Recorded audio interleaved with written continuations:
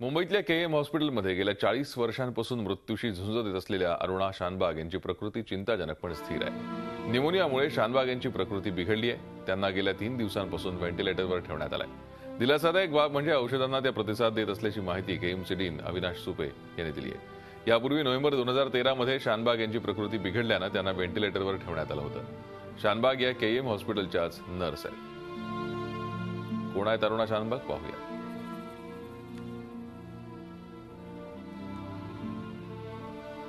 अरुणा शानबाग 40 वर्षांपासून कोमामध्ये।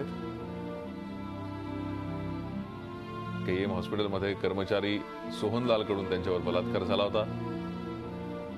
या घटनेनंतर अरुणा कायमस्वरूपी कोमात गेल्या। आरोपी सोहनलालला 7 वर्षांची शिक्षा झाली।